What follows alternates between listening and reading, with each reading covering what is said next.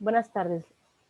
Les habla la maestra Linet Ivonne Simota Olivares, licenciada en Educación Física, perteneciente a la delegación del 322 Educación Física Coatzacoalcos de la sección 56 del Sindicato Nacional de Trabajadores de la Educación.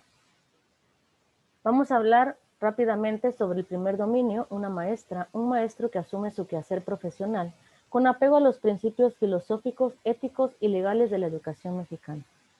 En el tema principal, decreto por el que se expide la Ley General de la Educación y se aprueba la Ley General de Infraestructura Física,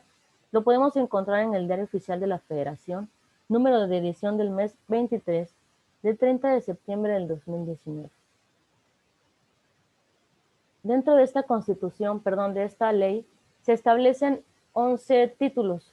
En el título primero del derecho, llamado del derecho a la educación, abarca 3 capítulos, del artículo 1 al artículo 10. En este primer título nos habla principalmente de quienes tienen derecho a la educación. Aparte de que sea obligatoria, tiene que ser inclusiva, universal, pública, gratuita y laica, establecido en el artículo 3 de la Constitución Política de los Estados Unidos Mexicanos, y que tiene que ser una educación por excelencia. Del título segundo de la nueva escuela mexicana, capítulos 5 abarca 5 capítulos del artículo 11 al artículo 30. En este segundo título, que lleva como nombre la nueva escuela mexicana, busca constituir una reorientación al sistema educativo nacional, en el cual se busca consolidar una transformación al máximo logro de los aprendizajes de las niñas, niños, adolescentes y jóvenes. Igualmente nos establece los fines de la educación, que son 10, entre ellos encontrar el fomentar el amor a la patria, el fomentar el respeto a la naturaleza, inculcar el enfoque a los derechos humanos y la igualdad entre los otros. También en este título, pero en el tercer capítulo, nos habla de todos los criterios de la educación. Dentro del título tercero, llamado del Sistema Educativo Nacional, este es un poco extenso y abarca 12 capítulos, desde el artículo 31 hasta el artículo 89. Del capítulo 1, pues habla prácticamente de la naturaleza del sistema educativo nacional, en el cual nos enseña el conjunto de actores, instituciones y procesos para la prestación del servicio público a la educación, y así también para quienes participan dentro del sistema educativo. Del capítulo 2 al capítulo 4 nos habla de los 3 sistemas de niveles dentro de la educación básica, la educación media superior y la educación superior, y cómo se constituyen cada uno de estos niveles. En el capítulo 5 abarca sobre el fomento a la educación a la ciencia, las humanidades, la tecnología y la innovación, de cómo toda persona tiene derecho a gozar de estos beneficios del desarrollo científico, humanístico, tecnológico y de la innovación, y cuáles son los medios para llegar a este beneficio. En el capítulo 6 hace referencia a la educación indígena y sus derechos educativos, que les garantice dentro del Estado una educación con excelencia. En el capítulo 7 y 8 habla prácticamente de la educación humanista e inclusiva y cómo se debe impartir este enfoque humanista a través de las habilidades socioemocionales e inclusivos. Dentro del capítulo 9 nos habla referente a la educación para personas adultas, cuál es el programa y el servicio educativo y qué ofrece el Estado a estas personas en sus distintas modalidades. En el capítulo 11 nos habla de las tecnologías de la información de la comunicación, conocimiento y aprendizaje digital para la formación como orientación integral del educando, y cómo se deben de utilizar estas tecnologías de la información dentro de los modelos pedagógicos de enseñanza y aprendizaje. Y en el capítulo 12 es todo lo referente al calendario escolar, cómo se determina, quién lo determina y cuáles son los ciclos lectivos de la educación básica y normal para cumplir cada uno de los planes y programas que se aplican. Dentro del título cuarto de la revalorización de las maestras y los maestros, abarca 2 capítulos, del artículo 90 al artículo 97. Prácticamente en este título cuarto es todo lo referente a la revalorización de las maestras y los maestros, del cual el magisterio como agente fundamental es el proceso educativo que nos menciona cómo se convierte un agente fundamental dentro del proceso educativo y se reconoce su contribución en la transformación social, así como reconocer la labor docente a través de reconocimientos y programas dispuestos en la Ley General del Sistema para las carreras de las maestras y los maestros. Dentro del título quinto de los planes educativos abarca 2 capítulos, desde el artículo 98 hasta el artículo 109, en el cual nos va a mencionar cómo deben de constituirse los planteles educativos para garantizar su idoneidad y la seguridad de las niñas, niños y adolescentes y jóvenes, y cómo se debe de establecer este plantel educativo como un espacio fundamental para el proceso de enseñanza-aprendizaje. En el título sexto, llamado de la mejora continua de la educación, es un capítulo único de los instrumentos para la mejora continua de la educación, en el que nos muestra los instrumentos para mejorar continuamente la educación. En estos 3 artículos nos habla sobre el proceso de mejora continua en el desarrollo permanente del sistema educativo nacional, que tiene como eje central el aprendizaje de niñas, niños, adolescentes y jóvenes en todos los tipos de niveles y modalidades. En el título séptimo, igual como capítulo único del federalismo educativo, en la distribución de la función social de la educación,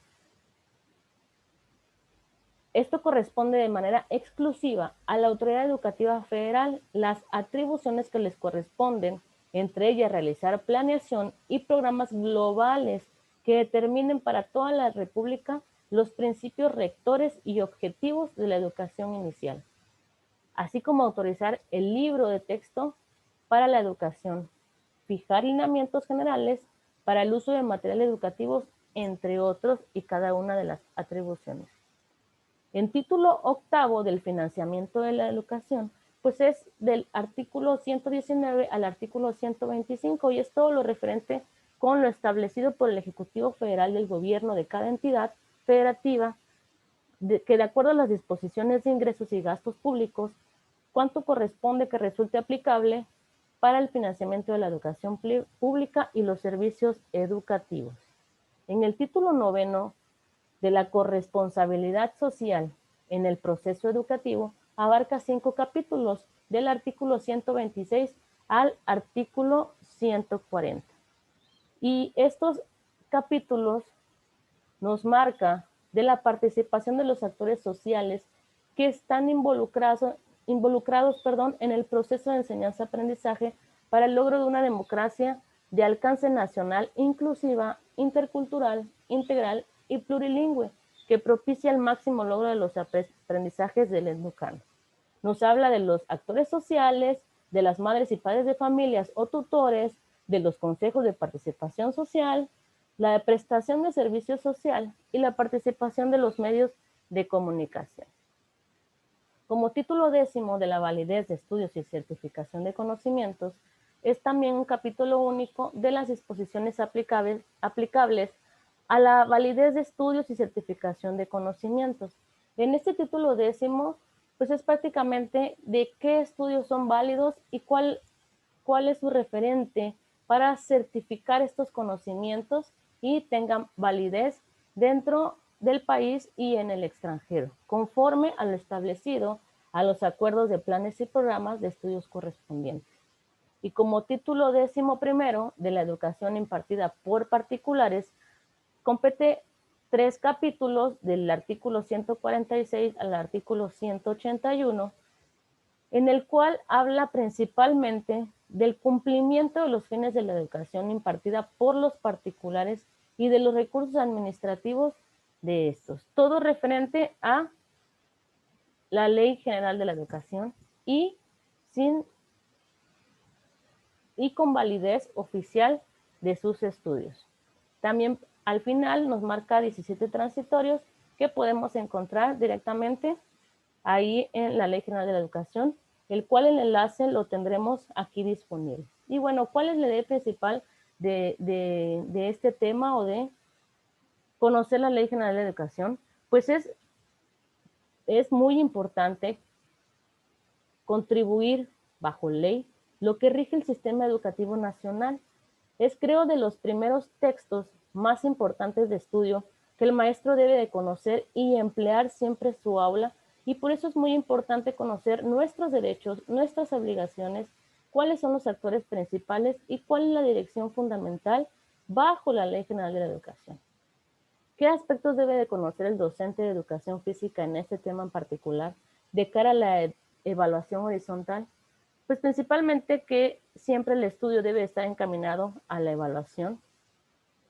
Debe de ser de manera que todo conocimiento se transporte al ámbito educativo y no es necesario aprenderse los temas, los artículos o los capítulos como tal estén establecidos en la ley, sino saber interpretarlos siempre y en todo momento en una situación real de nuestra educación.